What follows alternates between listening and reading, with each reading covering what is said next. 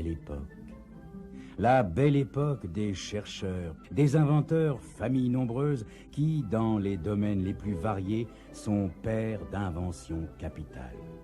La belle époque de Monsieur Tout-le-Monde, dépassé par le progrès, découvrant aux expositions les contingents toujours renouvelés de machines fabuleuses. Et cela depuis la découverte de l'électricité.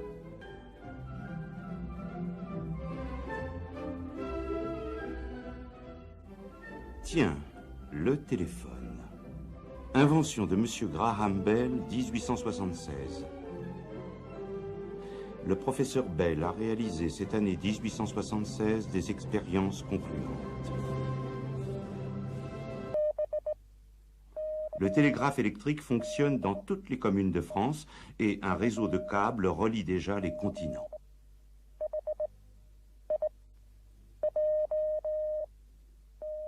Ce que l'on cherche dans le monde entier, c'est le moyen de transmettre la parole.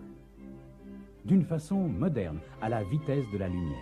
Dès le XVIIe siècle, on a réussi à transmettre la voix humaine, pas bien loin, à l'aide de deux petits tambours reliés par une ficelle.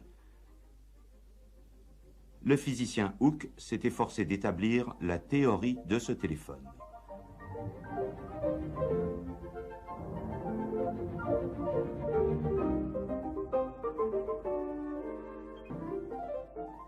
Quant au téléphone moderne, il va naître des progrès en électromagnétisme.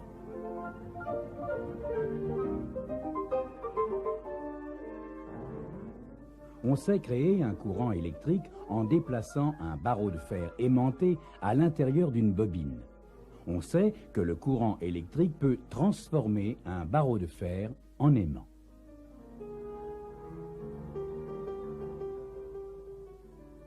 Dès 1837, deux physiciens américains, Henry et Page, ont inventé la musique galvanique, produite par une barre de fer soumise à des aimantations successives très rapides. Le physicien suisse de Larive et le français Froment poursuivront leurs recherches.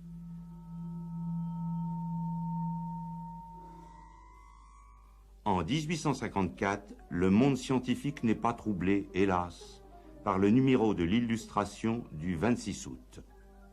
Charles Bourseul, ingénieur français, y expose une excellente voie de recherche. Imaginez que l'on parle près d'une plaque mobile assez flexible pour ne perdre aucune des vibrations produites par la voix. Que cette plaque établisse et interrompe successivement la communication avec une pile. Vous pourrez avoir à distance une autre plaque qui exécutera en même temps et exactement les mêmes vibrations.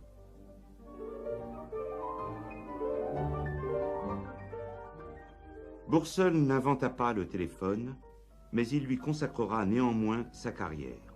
1860, Hambourg. Ce n'est pas encore le téléphone, bien que le mot soit employé, mais l'appareil de Philipp Reis, qui applique en fait exactement la théorie de Bourseul, permet une bonne transmission des notes de musique. À la membrane de l'émetteur est fixée une aiguille qui va établir des contacts électriques, donc le passage d'un courant. Quant au récepteur, c'est une simple tige de fer de la taille d'une aiguille à tricoter qui va vibrer sous l'effet du courant. L'aiguille à tricoter de Reis fit la renommée de son inventeur, mais elle ne résout pas le problème de transmission de son modulé comme la voix humaine. Ce problème sera résolu, on le sait, par Graham Bell. En 1871, 5 ans avant Bell, l'Italien Meucci a demandé un brevet provisoire pour son télétrophone. Mais, peut-être faute d'argent, il n'a pas construit son appareil ni renouvelé ses droits. Un autre Italien, Manzetti, aurait, dit-on, fait fonctionner un télégraphe parlant. L'homme qui contestera le plus énergiquement la paternité de Bell sur le téléphone, c'est son compatriote Elisha Gray, qui a réalisé un téléphone très proche de celui de Bell et qu'il a déposé lui aussi au bureau des patentes de Chicago le 14 février 1876, 2 heures après Graham Bell. Originaire d'Écosse, né en 1847, Graham Bell est passionné très tôt par les mécanismes de la parole, qu'ont étudié déjà son père et son grand-père. À partir de 1871, il mène des recherches sur le télégraphe puis sur le téléphone.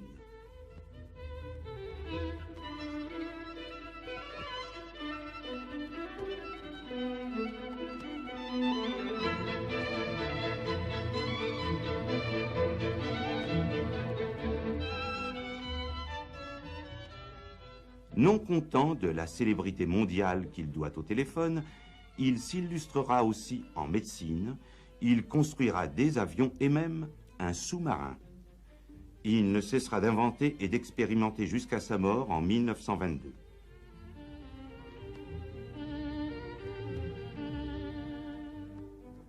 Le premier téléphone de Bell, utilisant le principe d'induction magnétique, est constitué de deux appareils identiques reliés l'un à l'autre. Chaque appareil comporte une membrane métallique vibrant devant un barreau de fer aimanté entouré d'une bobine.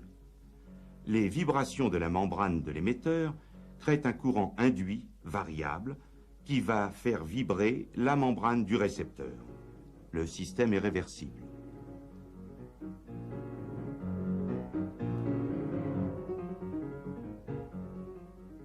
Le téléphone à main est construit sur le même modèle.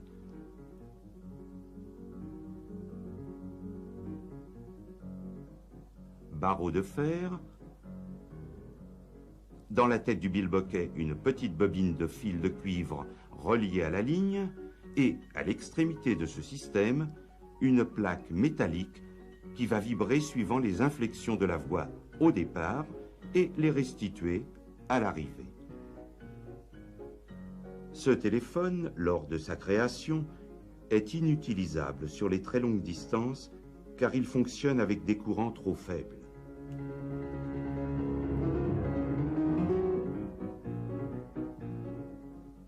Un autre type d'appareil a été essayé avec succès par les deux concurrents, Elisha Gray et Graham Bell.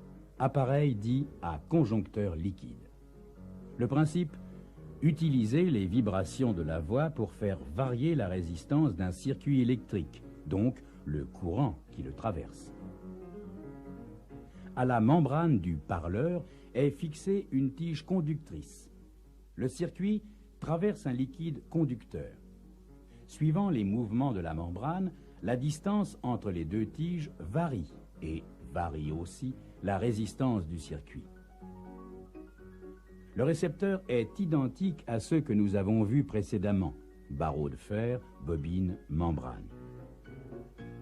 Dans cet appareil, une peau tendue supporte la membrane métallique. Dans celui-ci, la membrane est tout entière en métal. C'est avec un téléphone de ce type que fut réalisée la première transmission de la parole entre Graham Bell et son assistant Watson. Le principe du conjoncteur liquide sera vite abandonné. Le téléphone de Bell va rapidement être complété par un transmetteur sensible, on dit maintenant un micro, mis au point par un inventeur célèbre, Thomas Edison. Le micro d'Edison est constitué d'une pastille de charbon en poudre, en contact avec une lame de platine servant de membrane. Les faibles variations de pression du graphite entraînent des variations importantes de la résistance du circuit. Edison eut aussi l'idée d'ajouter au téléphone une bobine d'induction, qui permit, grâce à des courants électriques plus puissants, la communication à longue distance. Edison, pionnier de l'électricité, inventeur de l'ampoule, du phonographe, ne désespérait pas de mettre au point son téléphote, ce que nous appelons télévision.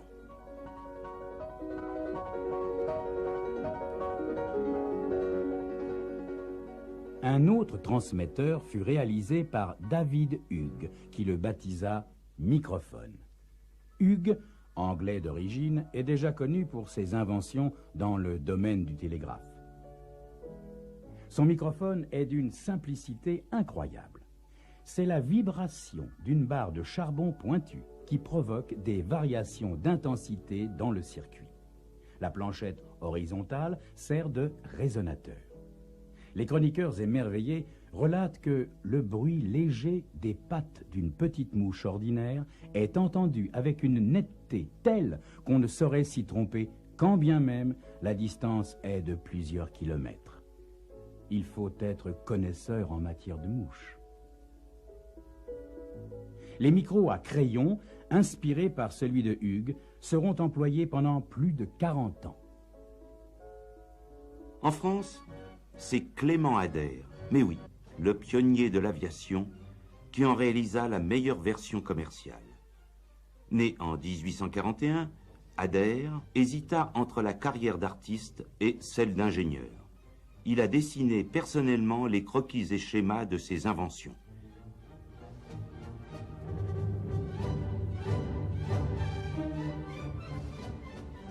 Il est titulaire de plus de 200 brevets sur le téléphone.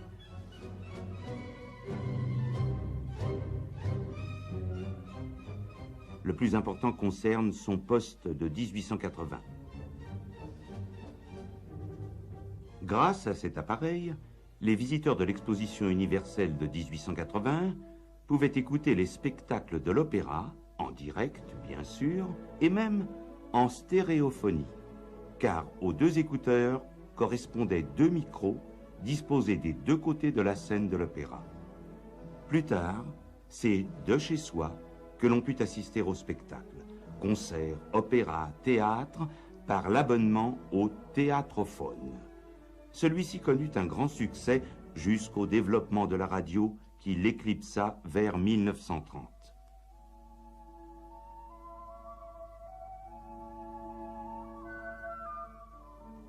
Moins de 10 ans après l'invention du téléphone, d'excellents micros fonctionnaient.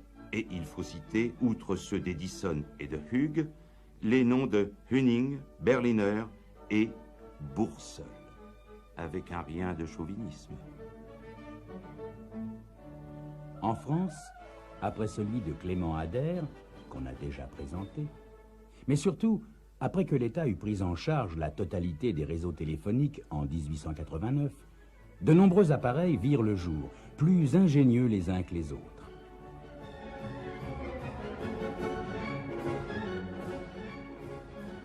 L'administration imposa dès 1892 des spécifications techniques.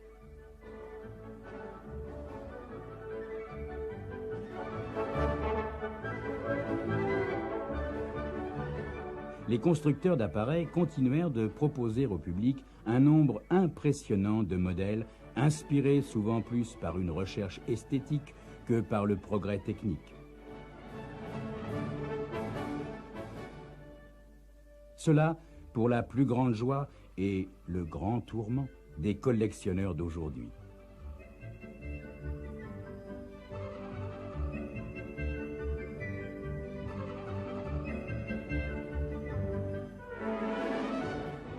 Ce n'est qu'en 1924 que la standardisation s'impose avec un modèle unique pour réseau à batterie centrale. Inventé en 1876, le téléphone fut d'abord utilisé pour des liaisons entre deux postes.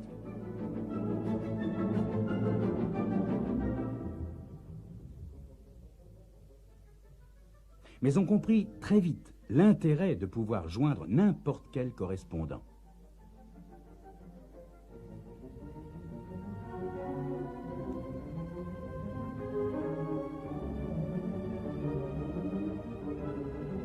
C'est ainsi que naquit la commutation, technique de liaison entre les différents utilisateurs. Les premiers équipements furent manuels. Tous les abonnés furent reliés à un bureau central de commutation, desservi par une opératrice le jour et la nuit par un opérateur. Puis, peu à peu, ce travail fut réservé aux femmes qui devinrent, pour leurs contemporains, les demoiselles du téléphone.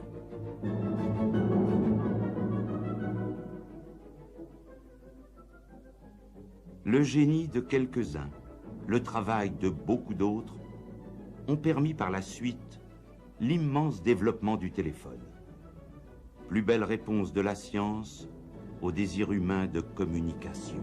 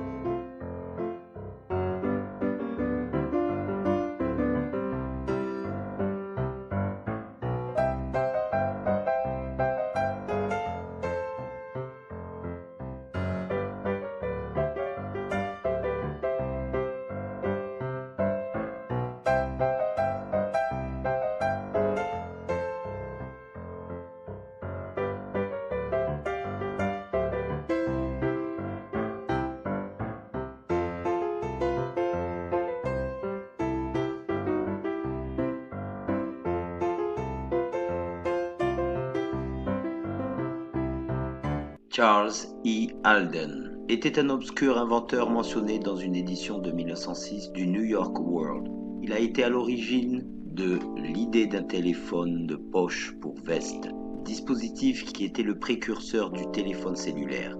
Un article intitulé « Ingénieux Yankee invente un système téléphonique simple » paru dans l'édition du 24 mai 1907 de l'Abeille de la Nouvelle-Orléans. Il envisagea cette idée en 1906. 67 ans avant la démonstration du premier téléphone portable tenu par le docteur Martin Cooper de Motorola en 1973. En 1907, Alden inventa et testa un bateau télécommandé sans fil au large des côtes de Martha's Vineyard. Ce bateau aurait levé sa propre ancre, sifflé, envoyé des signaux, tiré avec une arme à feu et dirigé pendant que l'opérateur la contrôlait à terre. Il invente un téléphone à emporter dans la poche avec des messages chapardés de fil à 3 miles de distance. L'instrument est de type sans fil. L'inventeur expérimente le Morse dans la télégraphie sans fil et est très surpris par les résultats de son travail. Spécial dans le Herald, Cottage City, Massachusetts, le 20 mai. Charles Alden de New York, qui mène des expériences ici depuis l'automne dernier dans le domaine de la téléphonie sans fil, a, dit-il, résolu le problème de la téléphonie sans fil. Le résultat est si simple et susceptible de faire sensation dans le monde des affaires ainsi que dans le milieu scientifique. Tout en étudiant le problème, M. Alden a construit un instrument si petit qu'il peut être placé dans une poche de gilet, attaché à une batterie sans fil telle que celle utilisée par le système Marconi, commence immédiatement à intercepter des conversations acheminées par des fils téléphoniques ordinaires. La distance ne dépend que de l'engrenage derrière les téléphones qui envoient les messages. C'était une nuit orageuse il y a quelques semaines lorsque M. Alden avait mis au point son petit récepteur et l'avait installé dans son studio, sur l'île des vignobles de Martha. Lorsqu'il fumait sa pipe après le souper et se demandait où il aurait mieux fait d'installer son appareil d'envoi, qu'il a été surpris par le son d'une voix dans la chambre, dont il était le seul occupant. En dehors, la tempête hurlait le long de la côte et frappait les vagues contre les rochers de l'île. « Bonjour, salut, est-ce que c'est Madame Smith? Oui, venez ce soir, si vous pouvez. D'accord, au revoir. » Monsieur Alden se redressa d'un bond, puis il se leva et alla à la porte. Il n'y avait personne là-bas. Le petit instrument sur la table se remit à sonner, puis une autre voix, différente cette fois-ci, demanda le prix des œufs et ordonna à un épicier d'envoyer des pommes de terre le lendemain matin. Comme un éclair, M. Alden a réalisé la situation. Son petit instrument volait des messages en provenance du fil de la nouvelle compagnie de téléphone anglaise qui longeait une route à 5 km de là. Fou de joie, M.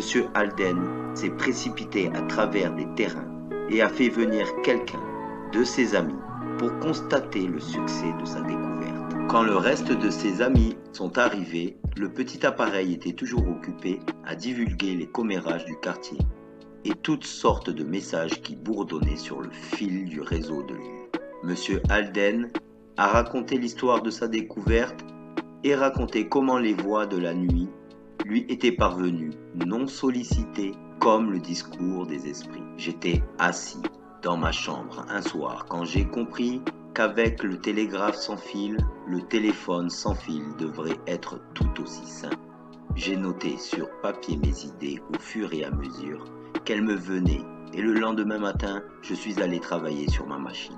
J'étais simplement en train d'expérimenter, n'ayant pas la moindre idée. C'était presque un échec. Tout à coup, alors que je ne rêvais pas d'avoir perfectionné la machine, j'ai reçu les messages des téléphones ordinaires, voisins comme je vous l'ai dit. La base du système est semblable à celle du télégraphe sans fil, mais une petite invention dont il ne rend pas public les détails la complète. Ceci s'appelle le nouveau détecteur. C'est cette machine, attachée aux batteries sans fil, qui est responsable des résultats. Aucun fil n'était attaché à l'instrument récepteur. Ce dernier étant simplement placé sur une table dans une pièce. Monsieur Alden travaille actuellement sur l'envoi des pièces de l'appareil. Les possibilités sont presque illimitées. Avec la nouvelle invention, on peut transporter dans sa poche un téléphone privé, avec lequel il peut appeler sa maison et parler avec sa famille, où qu'il se trouve. Les personnes assises sur le grand stand du circuit peuvent téléphoner à leurs amis de la ville pour connaître le résultat des courses sans être détectés. Les messages envoyés par des téléphones correspondant à une tension ordinaire peuvent être reçus par toute personne à moins de 5 km qui possède un téléphone de poche et la perfection de l'appareil de syntonisation pour lequel les téléphones individuels sont associés à une fraction de note ou à un degré de tension, permettant une conversation sécurisée car les destinataires ne recevront le message que s'ils sont reliés avec un raccord parfait. Et les expériences de télégraphe sans fil ont montré qu'il pouvait exister des milliers de ces fractions de tension. L'inventeur Charles E. Alden a affirmé dans l'édition du 29 avril 1906 du New York World avoir inventé un dispositif appelé téléphone de poche pour gilet, bien qu'Alden n'ait jamais eu l'occasion de le produire en grande quantité.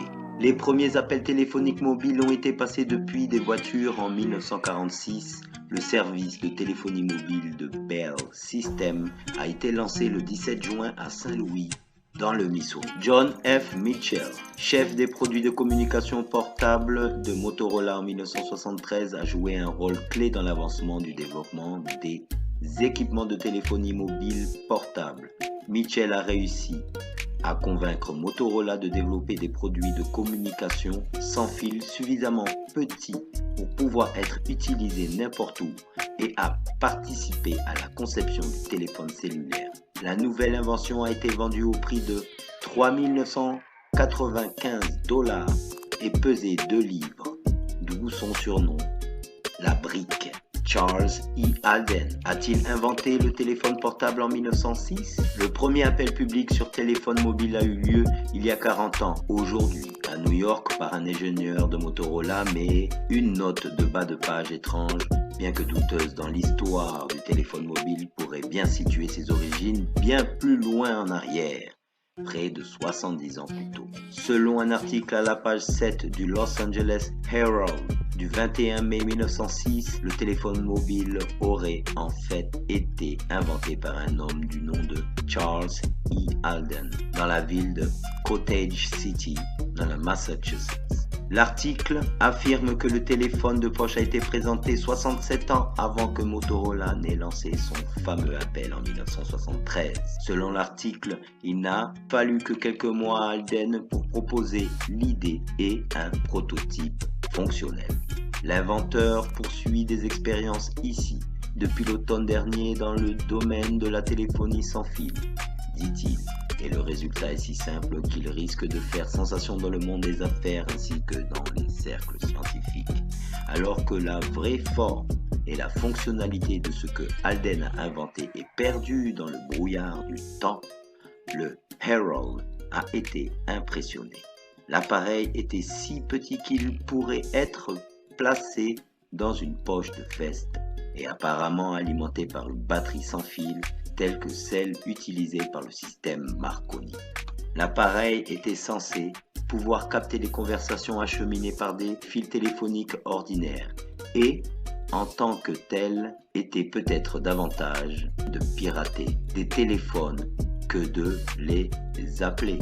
Mais Alden a également envisagé un système d'envoi permettant aux utilisateurs de conserver de véritables appels téléphoniques avec le périphérique alimenté sans fil.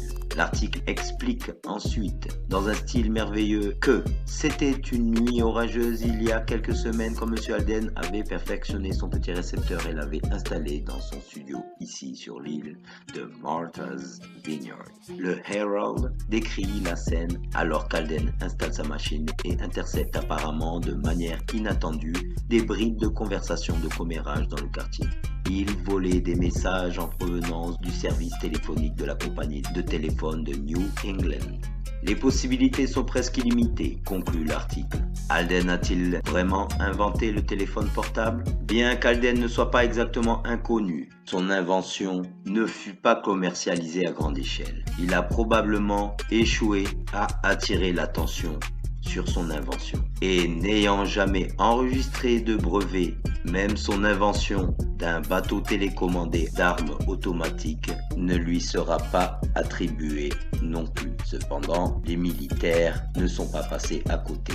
Et cette technologie, bien qu'elle ne fût pas commercialisée au grand public, ne veut pas dire qu'elle n'a pas existé et qu'un certain public, ou tout du moins les militaires ou les agences de renseignement, ou tout simplement des inventeurs indépendants qui n'ont pas trouvé le moyen de commercialiser ou de déposer un brevet, a fait que cette invention n'a été reprise que bien plus tard, lorsque la technologie bien installée au milieu du XXe siècle a progressé, transformant la société et ses habitudes. On peut rajouter que les grands consortiums ont acheté des brevets et les ont fait dormir pendant des décennies avant de les commercialiser, ce qui laisse supposer que ces technologies pouvaient être disponibles des dizaines d'années avant que le grand public puisse y accéder lui-même. Peut-être que l'histoire de la téléphonie mobile, en quelque sorte, est plus longue que nous le pensons.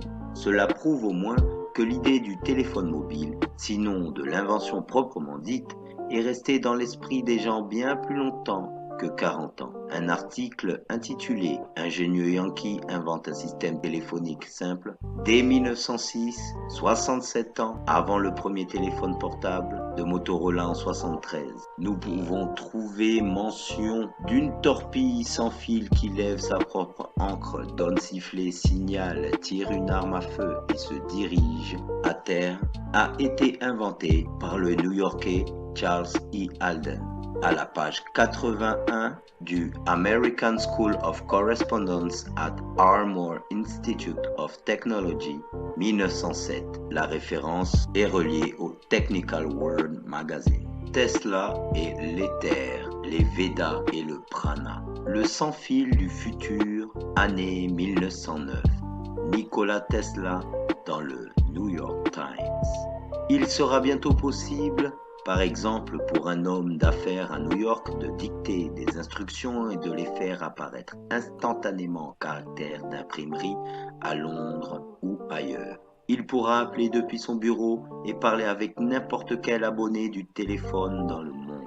Il vous suffira de transporter un instrument peu coûteux, pas plus gros qu'une montre, qui permettra à son porteur d'entendre n'importe où, sur la mer ou sur la terre, sur des distances de milliers de kilomètres. On peut écouter ou transmettre un discours ou une chanson aux quatre coins du monde. De la même manière, tout type d'image, de dessin ou d'impression peuvent être transférés d'un endroit à un autre. Il sera possible d'utiliser des millions d'instruments de ce type à partir d'une seule station. Nikola Tesla décrivant un téléphone portable en 1926. Quand la technologie sans fil sera parfaitement appliquée, la Terre entière sera convertie en un énorme cerveau. Ce qu'elle est en réalité. Toutes les particules constituant un tout un ensemble réel et rythmé. Nous pourrons communiquer les uns avec les autres instantanément, quelle que soit la distance. Pas seulement ceci, mais aussi bien avec la télévision et la téléphonie. Nous nous verrons et nous nous entendrons aussi parfaitement que si nous étions face à face. Malgré des distances intermédiaires de plusieurs milliers de kilomètres et les instruments que nous pourrons faire, nous irons parfaitement dans les poches de nos vestes. Nikola Tesla a utilisé la terminologie sanskrite ancienne dans ses descriptions de phénomènes naturels. Dès 1891, Tesla a décrit l'univers comme un système cinétique rempli d'énergie qui pourrait être harnaché à tout emplacement. Ces concepts, pendant les années suivantes, ont été grandement influencés par les enseignements de Swami Vivekananda. Swami Vivekananda était le premier d'une succession de yogis de l'Est qui a apporté la philosophie védique et la religion en Occident.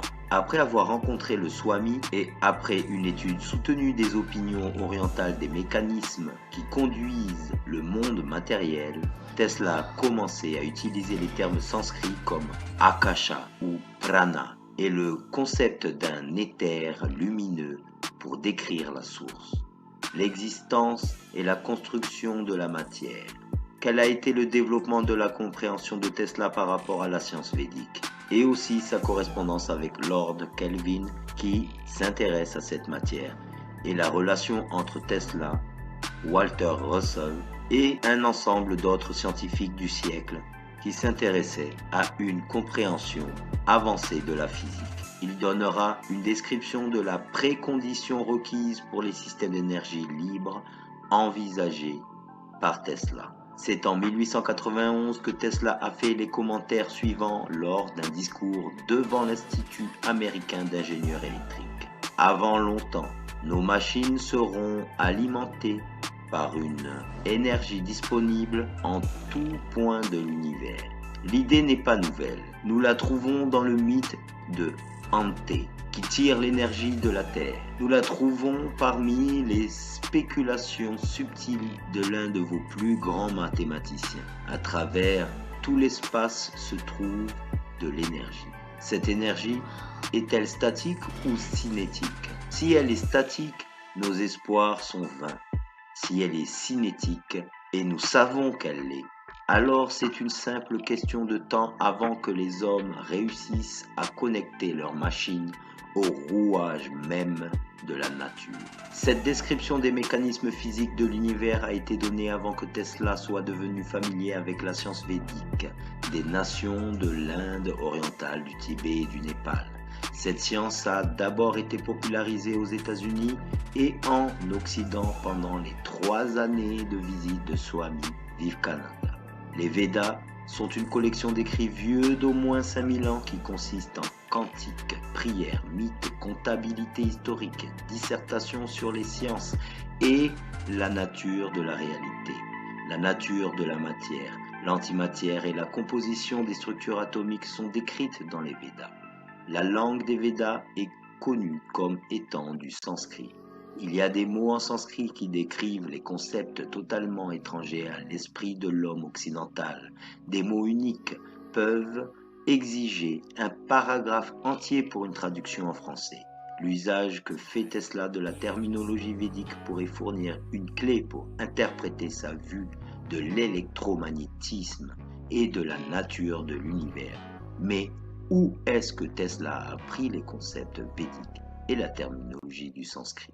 Là se manifeste dans une existence complètement développée, l'homme, un désir mystérieux, impénétrable et irrésistible, imiter la nature, créer, réaliser de lui-même les miracles dont il est témoin. Il a reconnu depuis longtemps que toute la matière perceptible vient d'une substance fondamentale ou subtilité au-delà de la conception, remplissant tout l'espace, l'akasha ou éther lumineux, qui sont activés par un don de vie, prana, ou la force du Créateur, à l'origine de l'existence, dans un cycle sans fin pour toute chose, la subsistance fondamentale, jetée dans des tourbillons infinitésimaux de vélocité prodigieuse, devient une matière brute. La force s'affaisse, le mouvement cesse et la matière disparaît en revenant à la substance fondamentale. Nikola Tesla a été fort impressionné par les explications de Swami au sujet de la cosmogonie, Samkhya, et de la théorie des cycles donnés par les hindous. Swami Vivekananda nous apprend qu'il a été frappé en particulier par la ressemblance entre la théorie Samkhya de la matière et de l'énergie et celle de la physique moderne. Swami Vivekananda était plein d'espoir dans le fait que Tesla soit capable de montrer que ce que nous appelons matière est simplement un potentiel d'énergie, parce que cela réconcilierait les enseignements des Védas avec la science moderne. Le Swami s'est rendu compte que dans ce cas, la cosmologie védique serait placée sur des fondations solides. Brahman est défini comme étant le seul esprit impersonnel existant, l'essence divine, duquel toutes les choses émanent et par lequel elles sont prolongées, et auquel elles reviennent. Ce concept est très semblable à celui du grand esprit tel qu'il est compris par les cultures amérindiennes. Ishvara est le souverain suprême, la plus haute conception possible de l'absolu, qui est au-delà de toute pensée. Mahat se traduit littéralement par le grand et signifie aussi l'esprit universel ou l'intelligence cosmique. Prana veut dire l'énergie, habituellement traduit par force de vie, et Akasha, qui veut dire matière, habituellement transcrit par le terme éther. Dobson signale que les traductions les plus connues pour Akasha et Prana ne sont pas tout à fait correctes, mais Tesla comprenait leur véritable signification. William S. Thomson était un des éminents scientifiques et ingénieurs des années 1800. Il a développé des analogies entre la chaleur et l'électricité.